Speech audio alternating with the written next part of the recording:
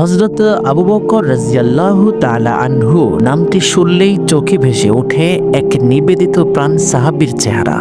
তিনি ছিলেন কুরাইশ বংশের সম্ভ্রান্ত ব্যক্তি, ব্যবসায়ী, প্রজ্ঞাবান ও নরম হৃদয়ের অধিকারী একজন মানুষ।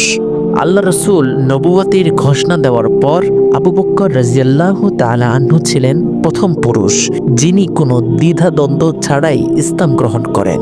তাকে কেউ জোর করেনি, কেউ চাপও দেয়নি, কিন্তু তিনি জানতেন হযরত মুহাম্মদ মুস্তাফা সাল্লাল্লাহু আলাইহি ওয়াসাল্লাম কখনো মিথ্যা বলেন না। শৈশব থেকে তাদের বন্ধুত্ব, ব্যবসা ও জীবনের বহু ঘটনা ছিল একসাথে জড়িত।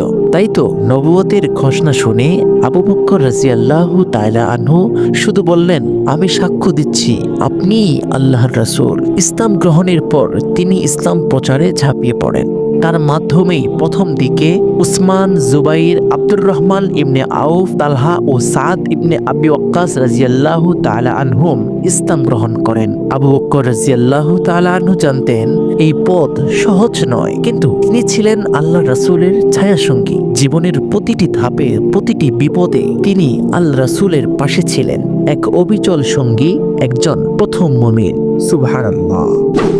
মক্কার এক শক্তিশালী, প্রভাবশালী এবং রাগান্বিত ব্যক্তি ছিলেন হযরত উমর রাদিয়াল্লাহু তাআলা আনহু।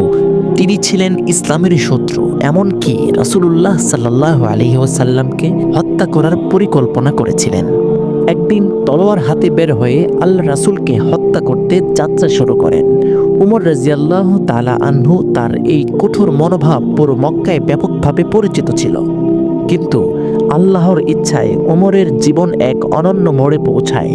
পথেই তিনি জানতে পারেন যে তার বোন ফাতেমা রাদিয়াল্লাহু তাআলা আনহা এবং তার স্বামী হযরত সাঈদ রাদিয়াল্লাহু তাআলা আনহু ইসলাম গ্রহণ করেছেন।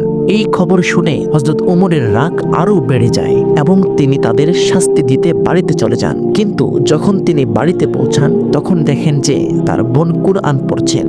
এই দৃশ্য দেখে হযরত ওমর রাগান্বিত হয়ে তার বোন ও তার বোন জামাইকে কঠিনভাবে নির্যাতন করেন, রক্তাক্ত করে ফেলেন। রক্তাক্ত করার পরে যখন দেখছেন তার বোনের শরীর থেকে রক্ত বেরোচ্ছে, তখন হযরত ওমর অনুতপ্ত হন। সেই সময় ফাতেমা রাদিয়াল্লাহু তাআলা আনহা তাকে কোরআনের কিছু আয়াত শুনিয়ে শান্তভাবে বলল, এটা আল্লাহর পবিত্র কথা। কোরআনের সেই মধুর শব্দ শুনে ওমরের হৃদয়ে পরিবর্তন আসে, তার মন পরিবর্তিত হতে থাকে। কিছু সময় পর তিনি অনুভব করেন ইসলাম গ্রহণেই সঠিক পথ।